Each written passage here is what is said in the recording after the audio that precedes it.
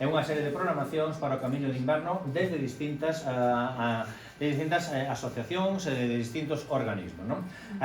Contamos ca asistencia que dou moitísimas gracias aquí a Francisco Singul do Xacobeo, que, bueno, sempre está presente. Aquí en Galicia, por sorte, temos que facer todo en colaboración co Xacobeo, porque o fan moi ben, e sempre están dispostos a facelo. E despois temos tamén, pois, quizás todas as asociacións do Camiño de Inverno, a asociación de ASUM, que non a coñecedes nada, acaba de infiltrarse aquí, non ten ninguna relación co Camiño de Inverno.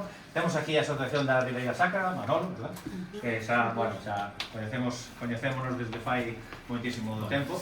Temos aquí a Daniel, de Peregrinos de Zae, tamén que está super activo constantemente, que está facendo unha labor increíble. E temos aquí a Moncho, tamén de Larín.